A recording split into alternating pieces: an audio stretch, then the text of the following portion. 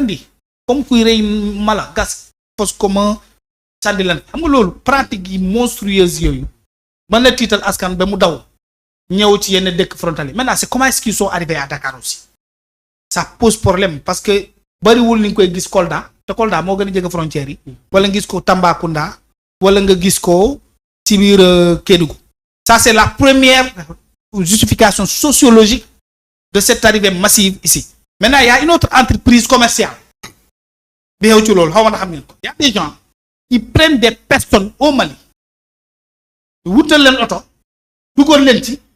andi leen bàyyi leen ci dëkk bi di leen imposer un montant par jour loolu am na fii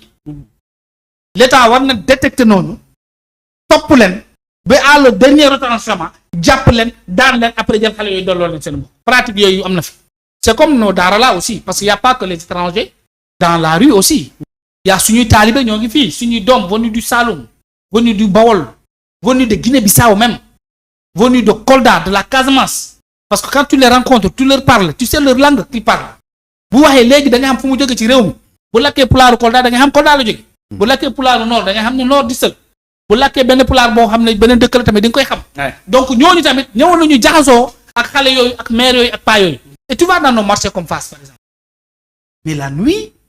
malgré l'hivernage parfois ou la haute fraîcheur du moment tu les vois ay sànke la ñuy tag wala ay jël drap ñeent drap wala ñett takk fi da ngay gis papa yaay doom parfois 5 doom 6 dugg ci biir marché Fass gii boo fa demoon fekk au moment donné man j'avais écrit un article là-dessus mais tout au long du lycée Blaise Diagne tu voyais des centaines de petites bâches tank mais le matin boo ñëwee matin vers 8h tu les trouvais ici encore avec l'école qui est là ainsi de suite mais aussi les questions sanitaires parce que ci la ñuy defee seen besoins naturels yi jël sandi ko ci canal bi jënd ay pot soble pot tomate def ko ci dem sandi ci canal bi donc des questions de salubrité qui peuvent occasionner d'autres conséquences liées à la santé yooyu mu ngi fi donc il faut que l'État prenne cette question-là au sérieux mais qu'ils n'y vont pas avec émotion et je pense pas que Ousmane Sonko premier ministre de la République du Sénégal que Bassirou Diomaye Faye va tomber dans ce populisme-là c'est des questions très importantes il faut que ñu waxtaani d'abord avec les pays d'origine mais avant loolu il faut mener l'enquête pour xam ñi fi nekk gën na ku nekk fi nga jóge ñi nga xam ne ñoom suñuy doom lañu c'est de notre responsabilité de travailler à ce qui reste dans les maisons xale bu war a jàngi mu dem jàngi xale bu war a inscrire à l'école mu alangu xale boo xam ne parents yi dañoo décider mu dem ci daara ñu assuré wu ko daara boobu noonu am na potentiel am na possibilité tey xale bi ci biir daara bi mu fay dundee di fa jàngee bu soxlaa dem seen këram mu génn ñu préparer que mu dem week-end këram loolu mais loolu waral sax d'ailleurs les daara modernes là je pense que c'est une question à laquelle en tout cas qui tient à cœur le premier ministre gis nañu déjà lancé woon nañu campagne de recrutement pour ñi nga xam ne dañuy jàngale ci daara yi peut-être que ça va aider à en tout cas régler d'abord le problème national avant de s'en prendre aux questions liées aux étrangers qui sont dans ce pays-là. Samuel naka nga gisee mbir mi question. pour man Tahirou Sarr day buruxlu rek xam nga. non mais gars yi buruxlu bi dañu war a bàyyi. Samuel yow day am benn sujet bu am solo bu am solo bu mu teg ko ci table bi yow nga bàyyi fi sujet bi. mais yow gisoo premier ministre wax carrément ne loolu dafay jeex. gis nga ko dégg nga xool dégg ko mais dafa jeexagul justement la. non mais dafa nekk question bu complexe. dafa nekk question bu complexe parce que yaa ngi dégg ay Oustaz Matar Sarr génn naan daara ji la ñuy attaqué. kan moo fi attaqué daara. la mendicité elle est interdite par le code pénal du Sénégal. loolu la nit ñi xamul. la mendicité. code pénal bu Sénégal da koo interdire. mais nga jég gis le premier ministre annoncé ne. danañ ci jël ay mesures. nga gis Oustaz Matar Sarr tëbee fële. ne dañoo bëgg a songu daara. après léegi bëgg a jaxase waa daara. ak le gouvernement. lii mooy la complicité des choses parce que dafa nekk loolu dafa complexe. tey jii est-ce que tey jii Ousmane Sonko moom mi nga xam ne daara dafa nekk biir këram. dana jóg di attaquer daara. Ousmane Sonko nga xam ne bu tiimee alxuraan di ko jàng da ngay xam ne kii da koo jàng maîtriser ko. kooku dana jóg di attaquer diine. waaye lii nekkul yoon te nekk ci penc mi. nañ ko régler. gars yi ne diine ngay attaquer. wala daara ngay attaquer. loolu mooy problème bi. tey ñëpp gis nañ ne Sénégal lu fi xew. man su may def sama oto su may dawal ba nekk yegg ci yenn feu yi mais c'est tout un problème. da ngay gis ay xale yu ndaw yoo xamante ni sax 300 lañ am. ñu leen di yalwaanloo. benn image benn jour mos naa ko sax photo. xale bi dafa taxaw ci feu bi di nelaw 3 ans la am bu jigéen ci feu bi la taxaw naan nii yaay ji taxaw ci wetam te duñ ay sénégalais mais est-ce que loolu dañ ko war a seetaan man jàpp naa ne l'état ñu ngi nekk di def liggéey bu am solo pour que ñu régler problème bi une bonne fois pour toutes parce que xam nga la mooy fooru gouvernement bi mooy ñoom du ñu régler problème à demi-mesure ñoom problème bi ñu jël rek dañ koy bëgg a régler définitivement moo tax nag nit ñi yaakaar ne nekkuñu ci mais la première chose à faire il faut avertir les ambassades yi nga xamante ni ñooñu dëkk yi ñu jógee parce que c'est une question diplomatique il faut les avertir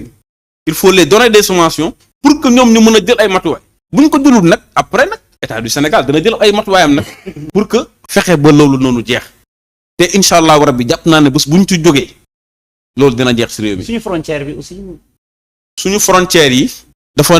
am lu ñu sonal mooy CEDEAO bi ñu bokk libre échange des biens et des personnes nit ñi dem ak dikk sa carte d'identité rek boo ko yoree CEDEAO am nga droit dugg Sénégal xam nga nit mënut a nekk un malien yore carte d'identité CEDEAO ñëw nga ne doo ko dugg da koy dugg day dugg par force mënoo dara man mi su may dem Gambie damay dugg par force mais nag dañoo war a saytu kuy ñëw li la fi indi lan nga fiy def c'est très important mais nous n'avons pas les moyens de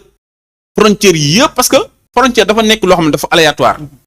parce que imagine suñu frontière diggante Mali Mauritanie Guinée Gambie loolu yëpp Sénégal da ko mënu ko téye c'est pas possible léegi nag nit ñi fu nekk la ñuy jaaree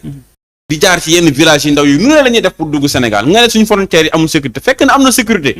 parce que frontière bi lu mu mën mooy poste frontalière bi mu def fa armée police taxaw gendarmerie taxaw foofu noonu ñëpp taxaw fa di ko saytu mais ki nga xamante ni dafa def ay pexeem pour jaari feneen contourner frontière boobu pour dugg loolu neexutoo contrôler mais nag jàpp naa ne war nañoo mën a teg benn brigade boo xamante ni bés bu ñu jógee ci lii day saytu loolu nga xam ne même boo rëccee bu dugg bi Sénégal ñu fexe ba détecté la xam ne yaay kan xam loolu lan nga fiy def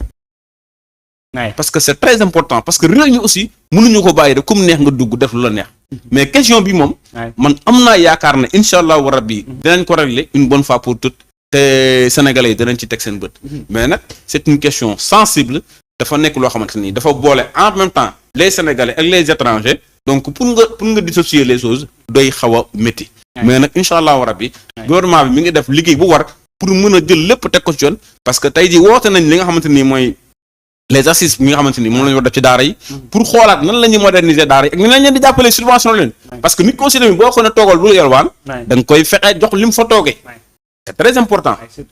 c'est très important nit ki boo ko ne toogal bul yalwaan ku ne xam na ne daara ak yalwaan ñoo ànd ñun ñëpp jaar nañ ci waaye nag nit ki boo ko ne toogal bul yalwaan da nga koy accompagner bu ñu leen accompagner ba pare ñu génn def ay loi yu sévères yoo xamante ni ku defaat naka sudut noonu wala ku defaat loo xamante ni tey loi bi da koy interdit ñu daan la daan yu wóor daan yi sap-sap man lii laa gëm mais nag nañ jiital waxtaan nañ jiital li nga xamante ni mooy concertation nañ jiital li nga xamante ni mooy ndimbal parce que ñooñu ay nit ñu soxla ndimbal lañu ñi nga xamante ni parce que ku sañoon doo nekk ci mbedd mi di yelwaan ku sañoon doo nekk ci mbedd mi di fanaan ci mbedd mi say besoin naturel nga koy defee ci mbedd mi parce que tamit nit lu mu bon lu mu bëgg lu bon mu xanaa du ko jëmale ci boppam kon jàpp naa ne c'est des gens yoo xam dañ leen war a dimbali dañ leen war a encadrer dañ ko war a jël à c'est une question qu'on doit prendre à prendre le corps pour régler ko une bonne fois pour toutes xam naa nag fa la ñuy daanelee waxtaan bi Cheikh Yérim de tey dina ñëwaat si plateau yi ñoom suba mu ngeen di kiiwaat Cheikh Yérim wala seen TV waaw de Cheikh Yérim Seck waaye yow c'est son problème ñun dañ ko faale ku dul Cheikh Yérim ñun faalewuñ la ñun on est majorité dans ce pays là sénégalais ñun lañ àndal saa yi caaxaan yooyu ñu nekk ñun newatuñ ci te gis nga leen naal xamal gis nga opposition passive ñu ngi bi passive du ay Cheikh Yérim yi ñoo mën a yëngal gaay man su ma gisee lu normal Cheikh Yérim du ma ko njëkk a wax parce que j'ai voté pour le changement j'ai voté pour la rupture ay pression yeeg ay gis nga démb Aïssatou Diop Fall yooxu na frein te moo fi taxaw défier l'autorité ñu ne ko demal nga conforme avec la loi mu ne du ma ko def du ma dem kiiw faalewu ma leen tey jii moo nekk ne day def recours fait cour xawma nan je ne sais pas cour suprême te bañ ko waxee ne ko demal nga dem conforme ak yoon defu ko mais seen teraanga est-ce que demul conforme ak yoon Aïssatou Diop Fall elle est kii ba du conforme ak yoon parce que ñoom lu ñu tàmmoon mooy di def ay pression état bi di reculer di leen jox ay xaalis wala affaire yooyu noonu Pastef doxewuñu noonu président Diomaye Faye Ousmane Sonko doxewuñu noonu faalewuñu pression faalewuñu chantage kenn mënu leen teg pression kenn mënu leen chantage que boo mën a bokk même nga nekk bi Pastef bëgg leen chantage mënul nekk askan wi moo leen fal askan wi woowu rek lañ am pour jox compte rendu te askan woowu rek la ñuy rendre compte Cheikh Yérim Seck na wax ba suba lijjantiwuñu ko pour Cheikh Yérim Seck na wax fii ba suba ñoom Jibi Ndiaye ak waa ñoom Kande yi nañ wax fii ba gannaaw suba lijjantiwuñu leen l'essentiel mooy réew mi nga xamante ni Jibi Ndiaye mooy sa patron di réew mi nga xamante ni dañ koo bokk yaa ñàkk patron nag Jibi Ndiaye c'est pas possible réew mi nga xam ne dañ koo bokk danañ fexe ba teg ko ci yoon boo xamante ni lu ñëpp bokk ñëpp dinañ ci jot li Kande yelloo dinañ ko jox ba mu mat sët li Ousin yelloo dinañ ko jox ba mu mat sët li Samuel yelloo dinañ ko jox ba mu mat sët mu ko defee réew mi nekk réew mi équilibré. kon libérer le Fontaine à la presse que vous détenez depuis 2 ans. nga ne le Fontaine à la presse doo leen ko génne. foo aide à la presse lu tax ñu koy génne